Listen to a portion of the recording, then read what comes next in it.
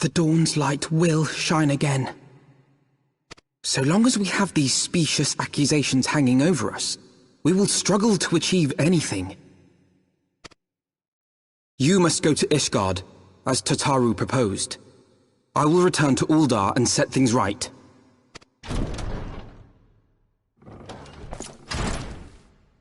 Pray, do not be so hasty, Master Alphino. Lord Orchefon.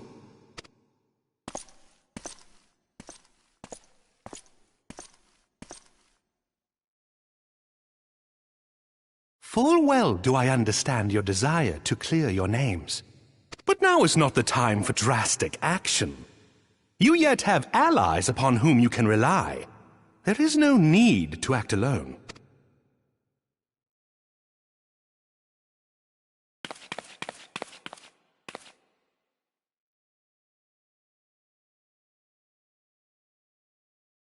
Yes. Yes, of course. Pray forgive my impatience.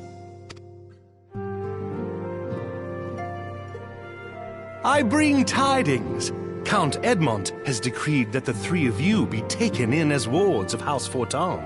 Under our patronage, you shall be granted access to the city proper. Pray, consider our manor your new headquarters, from which you may gather information and plan how best to proceed. Needless to say, should any of your missing allies be found, as I am certain they shall, they will of course be welcome to join you there.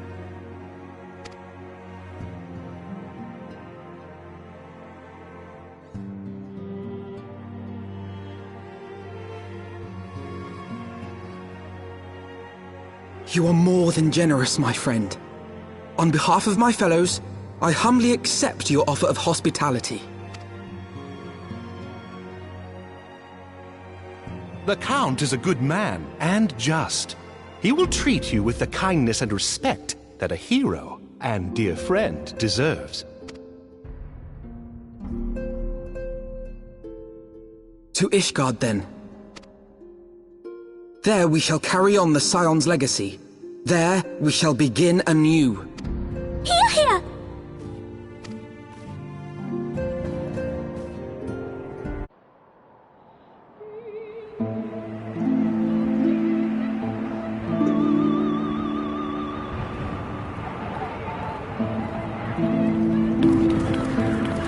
And so they came, at a friend's behest.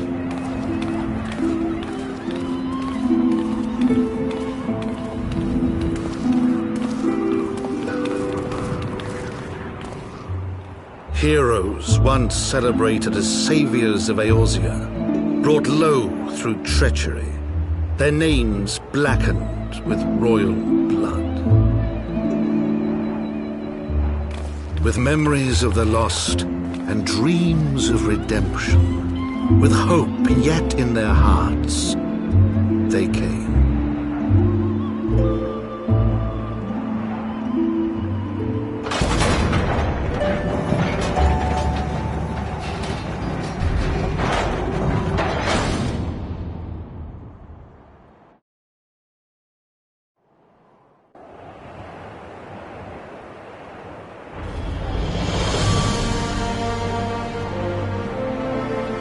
To Ishgard, shining city on the mount, overlooking the dominion of Kurthus. A great and proud nation, devoted to Halone, the Fury, ruled by Thordan VII, Archbishop of the Ishgardian Orthodox Church. The last bastion of the faith, her walls ever bristling with the sworn swords and spears of her 4 high houses. A land that after 1,000 years of war had forgotten what it was to be at peace.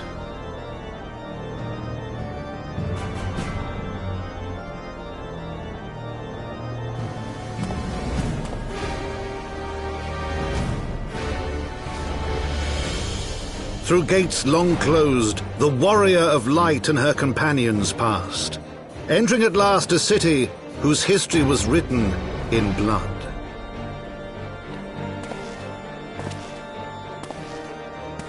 In the midst of the Dragon Song War they came. 3 weary travelers whose arrival would set in motion great change. Though none knew then how great.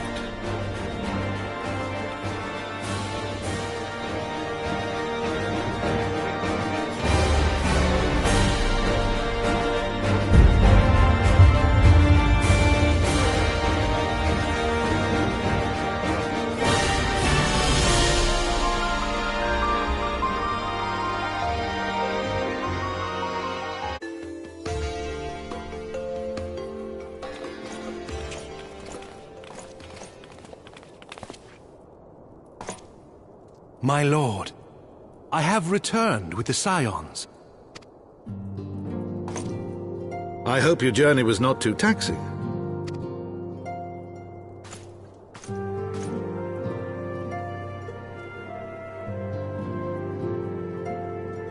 I, Count Edmond de Fortemps, do bid you welcome. As wards of House Fortemps, you shall be afforded every courtesy. My home is your home. My companions and I are deeply honored, Count Fortemps. The honor is mine, Master Alphinaud.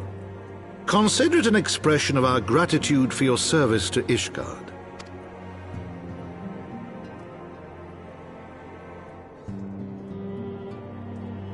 Forgive me, my lord, but are you not concerned? To accept foreign guests at such a juncture, especially ones with our reputation. Do not worry yourself on my account. 'Tis true that Ishgard's first thought has ever been the war effort, hence the closing of our borders, yet it is in troubled times most of all that men should seek allies. Don't you think? Granted, my decision will have raised eyebrows in the vault and in the halls of the other high houses. But so long as you continue with your altruistic endeavors, I doubt my honored peers will feel moved to voice their concerns. Then there is naught to fear. Though our numbers are much reduced, we are no less determined to carry on our work. Full glad am I to hear it. But before you return to your labors, why not take a tour of the city? You would do well, I think, to acquaint yourselves with your new surroundings. After all, you may be here for some time.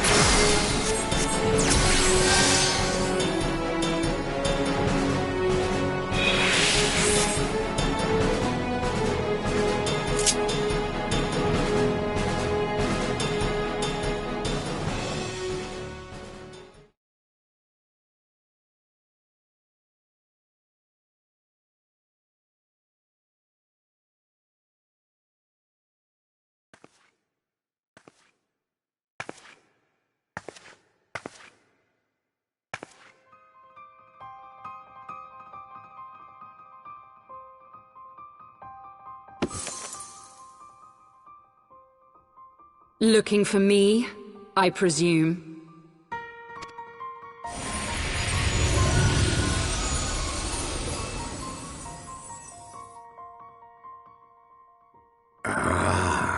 The child who glimpsed the truth.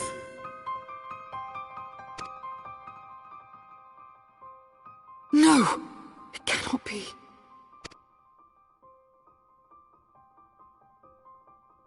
She cameth unto me, as didst thou, alike in gifts, yet set upon different paths.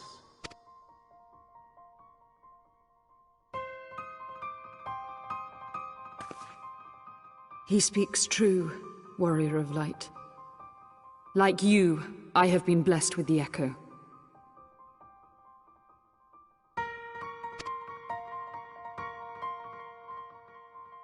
The visions terrified me at first. They came without warning. I wondered what I had done to deserve them. But I had no time to ponder such things, once the calamity came. The land turned against us, and in a matter of hours, Falcon's Nest was buried under 10 fulms of ice and snow. We had no choice but to flee for Ishgard. We came to the wall, and while we searched for a way through, there was an avalanche. And then I was alone. So I set forth for Dravania. I knew full well what might happen where I found. But I could not survive on my own. I was found, of course. And not by a mere dragon, but by the great worm Hraesvelgr. And it was then that I knew why I had been given this gift. For with it I heard his voice, and saw the truth through his eyes. I was chosen to deliver this revelation to the people, to bring dragon and man together as they once were, and should ever be.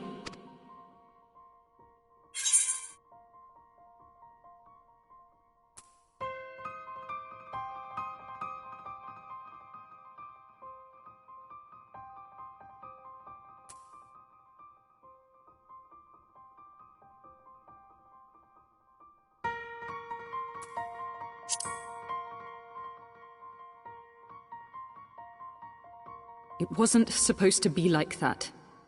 You have to believe me. It was beyond my control. Children taught to fear the skies, who saw their loved ones slaughtered. Yet the Dravanians, though they know where the fault truly lies, fell upon them with such fury. Men die, and their children forget. But we are everlasting. To us, then is as now. Thou canst not comprehend the violation, the outrage, the fury. I will make this right. I am neither a saint nor a savior. Just another sinner. Yet I will not forsake this cause. I cannot. I will see this cycle broken, and peace restored. We can do naught else, for we are now as one.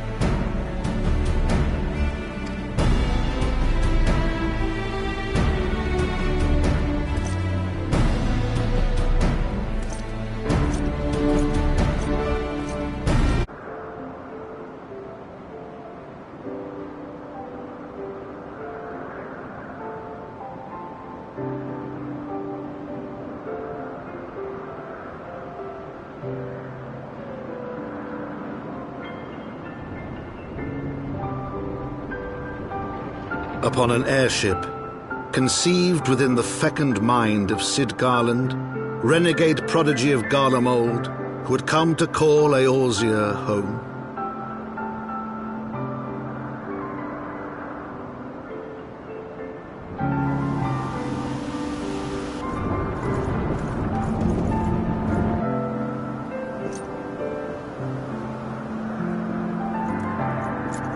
High into the heavens, where isles of earth and stone floated as clouds, a frontier the knights of Ishgard had scarce begun to explore. To a fledgling outpost, within the sea of clouds, where careworn scouts ever scanned the skies for winged shadows, she came.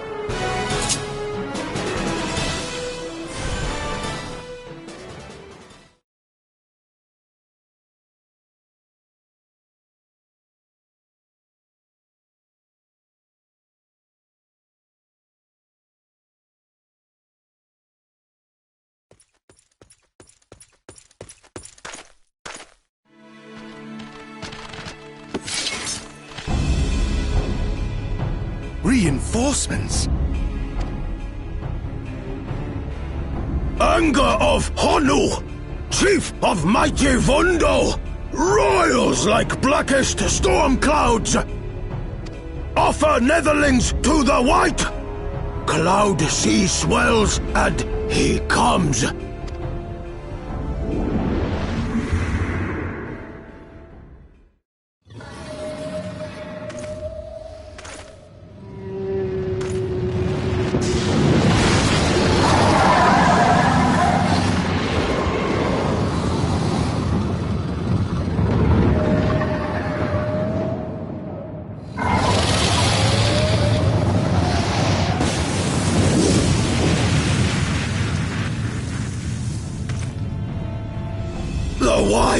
The White! Mighty Bismarck! Lord of the Mists! A flying whale? By the Fury, it's a primal!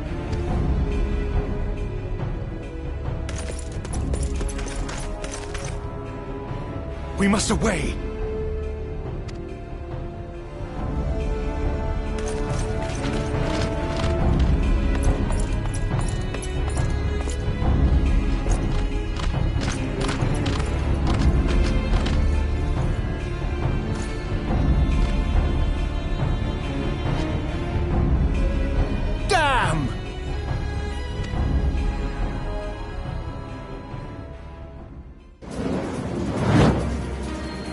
Bloody typical. All right, we're going in. Aye, aye, Chief.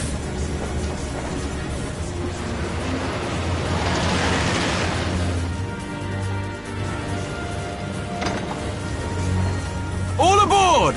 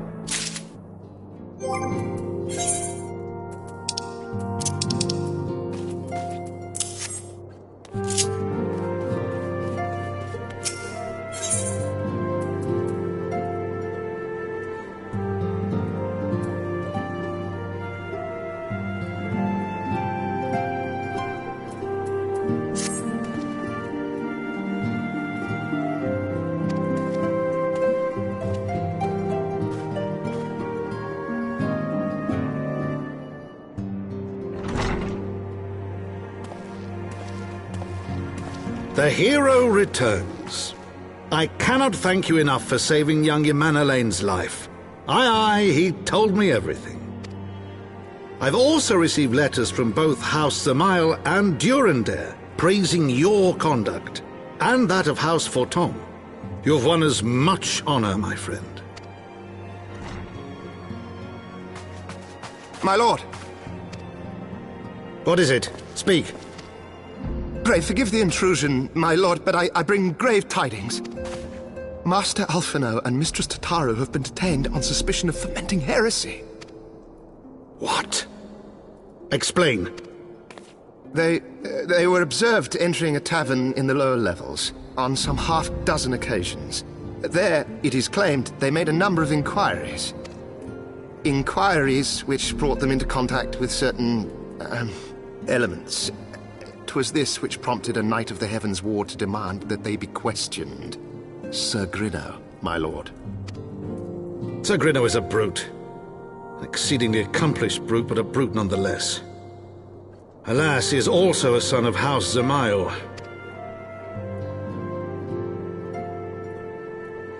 How quickly we forget the petty nature of men. I'd wager your friends are no more than pawns in another of my countrymen's games. Such is the way of things between the high houses.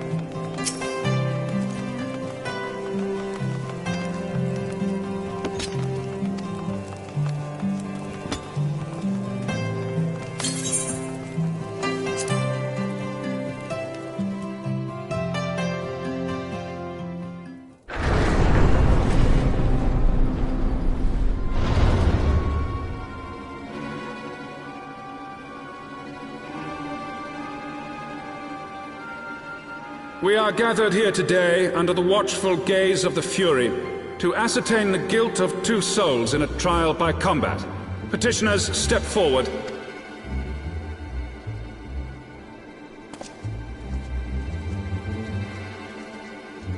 Sir Grinno, for the benefit of all here present, I would ask you to repeat the charges which you have leveled against this man and this woman. I, Sir Grinno de Zemile, brother of the Heavensward, did bear witness to these 2 foreigners consorting with heretics.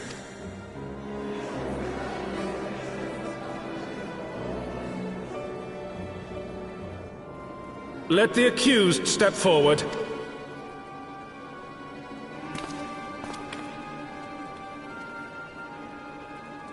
Alfino Leveilleur, Tataru Taru, you have heard the charges leveled against you. Will you take up arms to refute Sir Grinno's claim, and thereby prove your innocence in the eyes of gods and men? I, Alfino Leveilleur, am innocent of this charge, and claim my right to trial by combat. I, Tataru Taru, am innocent of this charge, but I am no warrior and cannot fight.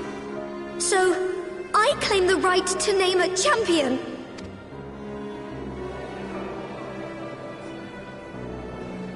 To the old and the infirm, the young and the weak, this right we allow. Very well.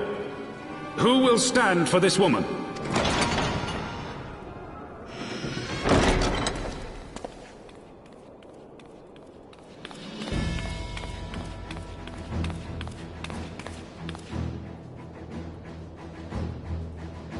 Just as I was beginning to doubt the efficacy of the Ishgardian justice system. Come, my friend. Let us put an end to this mummer's farce.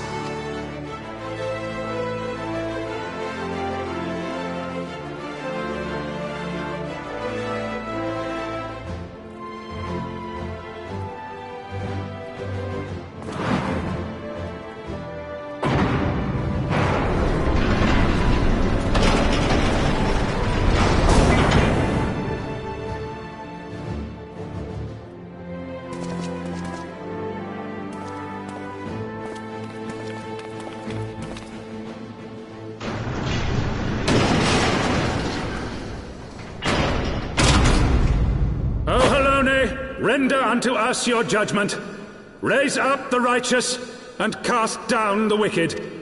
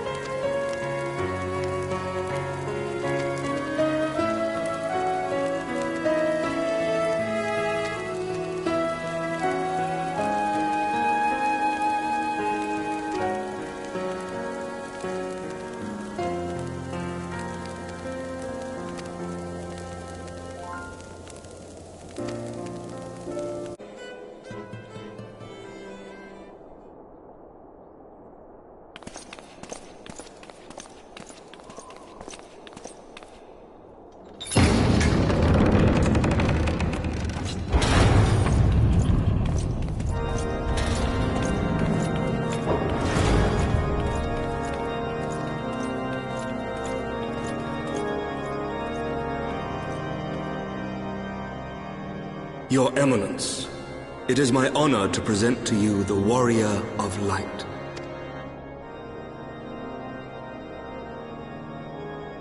I have heard the tales of your many grand endeavors. The Lord Commander has also been most effusive in his praise. I am Thordan VII, Archbishop of the Ishgardian Orthodox Church, and I bade you come here that I might offer my personal apologies. You will forgive me for not calling upon you as courtesy would dictate. But, as you can see, my more sprightly days are long behind me. But I digress. Your companions were wrongly accused of heresy and subjected to gross indignities. This, I am sorry to say, was the result of negligence on the part of our nation's protectors. Negligence born of an excess of zeal. Is that not so, Sir Zephyrin? Yes, Your Eminence. Regrettably, it would appear that we of the Heavensward were in receipt of erroneous information. Sir Grinno has ever been headstrong. He pressed charges before the truth had been ascertained, for which I most sincerely apologize. An unfortunate misunderstanding born of an earnest desire to serve Ishgard, but one which should never have occurred. For who could doubt the character of those who bested Shiva and drove the Horde from the steps of faith? Not I. That much is certain. That will be all, Sir Zephyrin. I would speak with our guest in private. Your Eminence,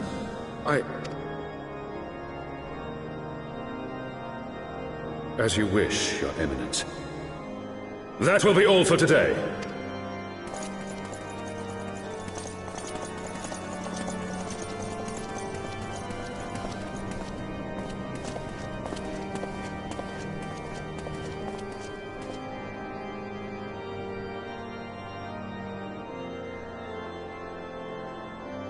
Privacy is a luxury rarely afforded one in my position.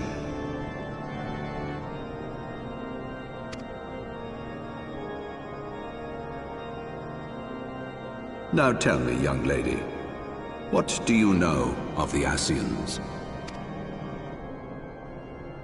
Much and more, I shouldn't wonder. Being the bringer of light. You should know that I myself have met with them, have entertained them as guests, even.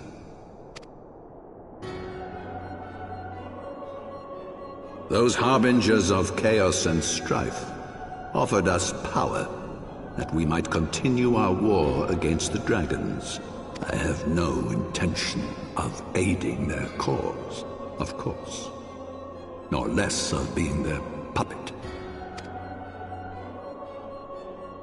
Yet, were I to refuse them outright, I should learn naught of their true objectives and remain powerless to stop them. Thus have I hearkened to their words with interest and paid lip service to their beliefs, biding my time and preparing for the inevitable conflict. And why do I tell you this? Because there is naught in this world they fear more than the power of the Warrior of Light. If we are to rid ourselves of these vile interlopers, we must need work together. With our combined strength, I have faith that we can wrest Eorzea from their grasp and pave the way for a lasting peace. Think on it.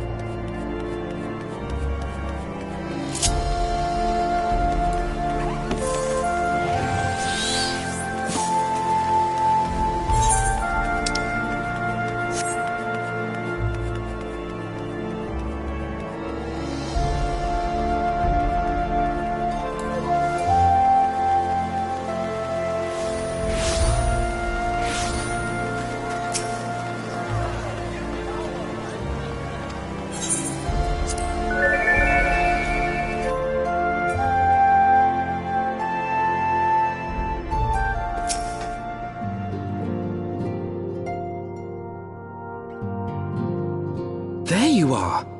I confess I was more than a little concerned when I learned that you had been summoned to the vault. What did they want with you? Well, well. A formal apology and an admonishment of those responsible. I see my fears were wholly misplaced. By the gods! The Archbishop freely admits to consorting with Ascians. So, their ambitions extend to Ishgard as well.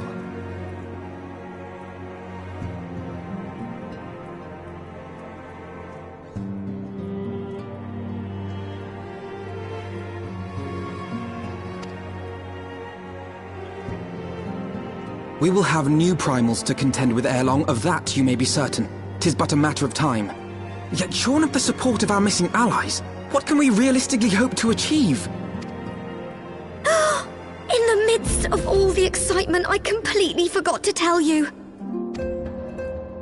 When I was asking around about the Scions, I heard the most awful rumor. General Rauburn is to be executed for crimes against the Sultanate! If the Flame General dies, we will lose a staunch ally, and the one man capable of holding the Sultana's assassins to account. Lord Orchiphon was wise to counsel restraint, but this business will brook no delay. We cannot permit this execution to take place. We must save Rauburn.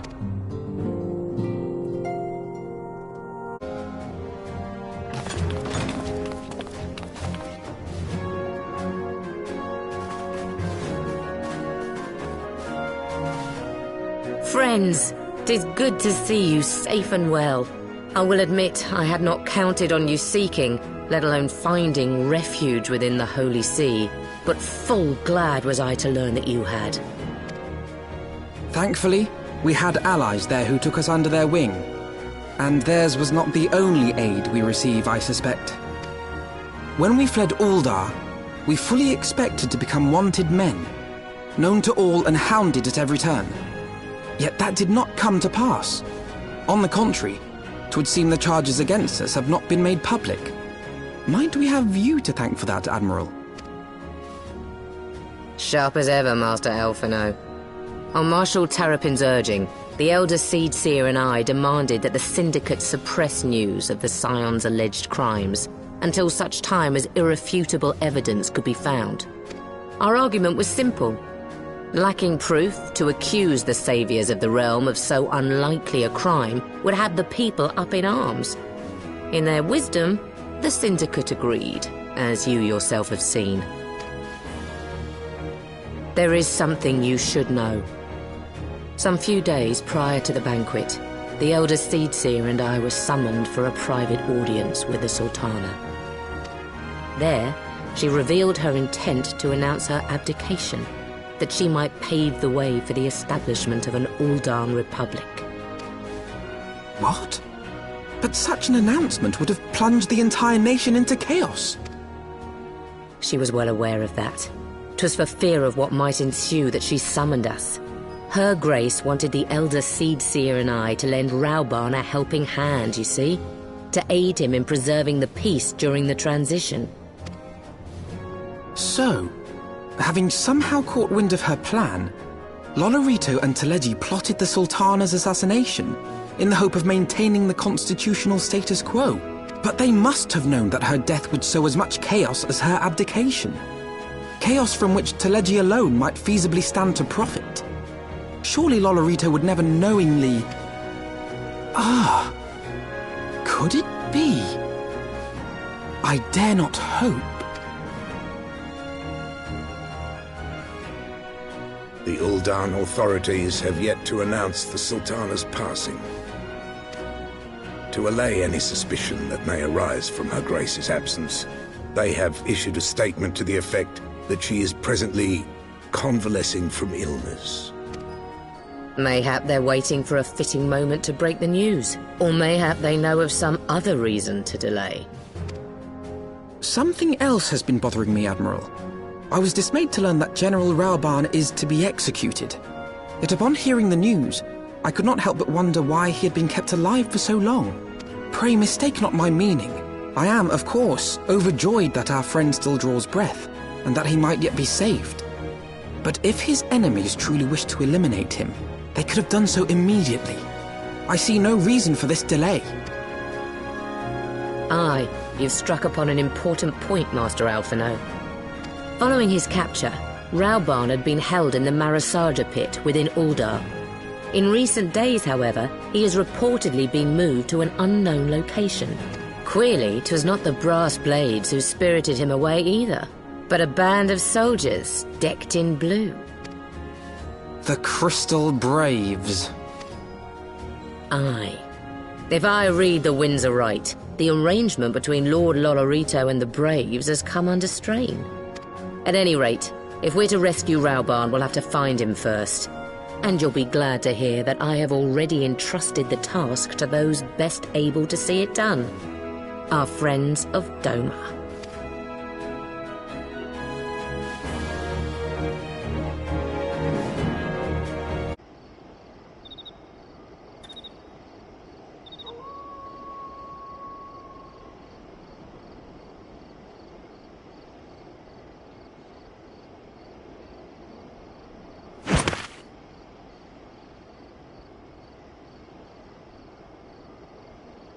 Pray, forgive me my lateness. Lady Ugiri! Master Alphino, I am pleased to see that the light of resolve shines in your eyes once more. Ah, yes. How pathetic I must have seemed to you when we last met. I am ashamed to record it. For a time I was well and truly lost. But with the aid of my comrades, I have since refound my purpose, and I shall take care not to misplace it again. Since your escape from Uldar, my fellow shinobi and I have shadowed the Crystal Braves every step, in hopes of learning the Scion's whereabouts. Regrettably, our investigation has yet to yield any useful information. Pray, forgive us. You need not apologize, my lady. We are grateful for all that you have done on our behalf. Besides, Raobarn is no less a friend, and we cannot well abandon him to his fate. Hozan! The three of us shall attend to the Flame General's rescue. Pray, draw away the guards by the entrance. Take Watte and Higiri with you.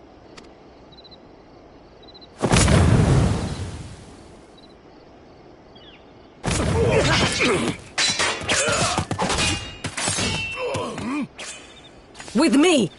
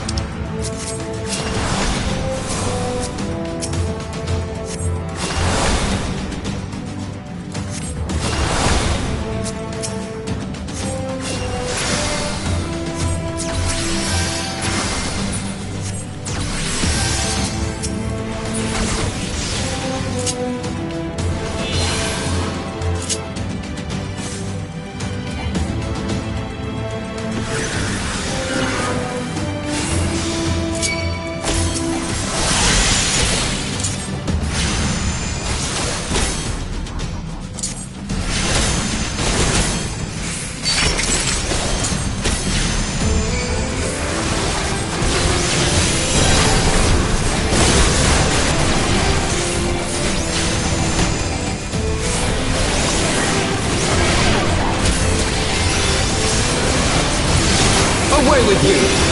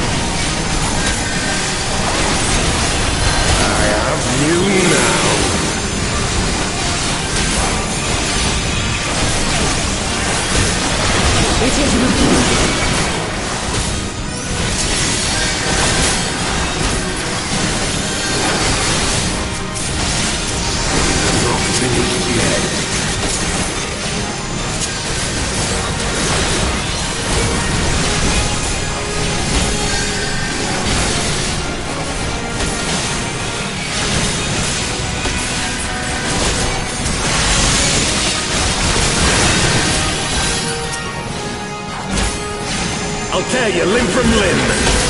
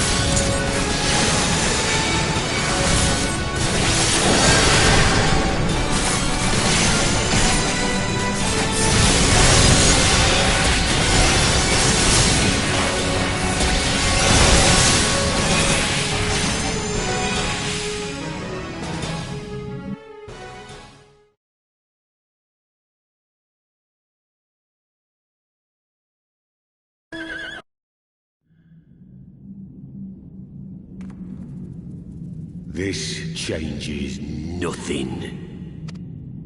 It is over, Ilberd. Lay down your arms and surrender yourself to justice.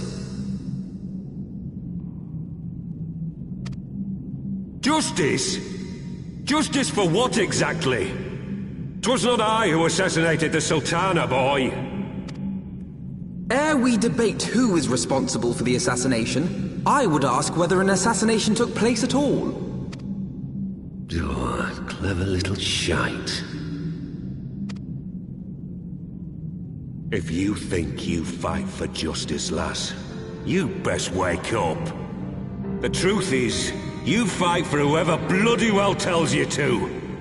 Can you not see you're being used? By the Scions, the City-States, even the Crystal Braves?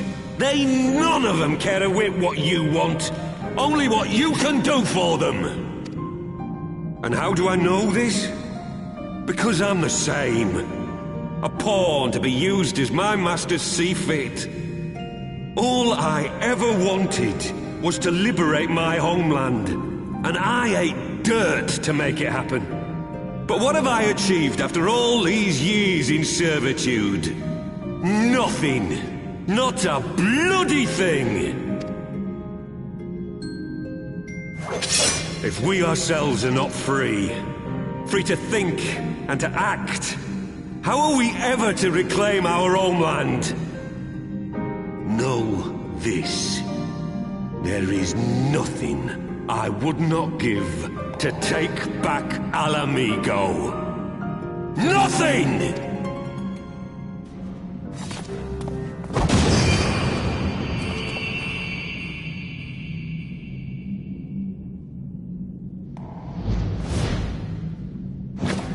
You'll not get away! No, Master Alphino. Now is not the time.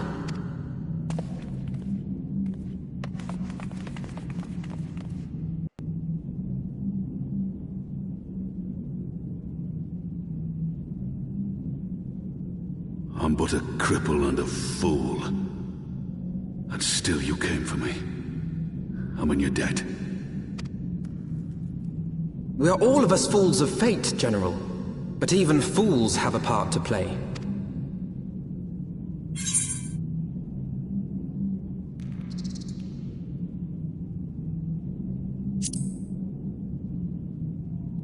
Rest assured, I was not planning to die till it avenged the Sultana. Still, your words are welcome, lass.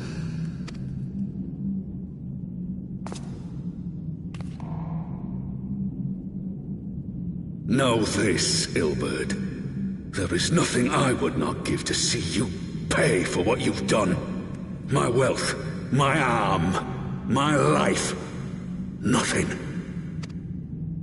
General, are you aware that Lord Olorito has yet to announce the Sultana's death to the public? What? No. No, I was not aware of that, nor of anything else outside my cell. 'Tis passing strange, though. I assumed the bastard would make it known at the first opportunity, and set about tearing down the Sultanate. As did we all. And it is indeed strange that he did not. Strange, or perhaps revealing. Now, I have no conclusive proof, nor do I wish to give you false hope, but I have reason to believe that Her Grace may yet live. What? But how can that be? Forgive me, friends, but it is not safe here. Let us continue this conversation without.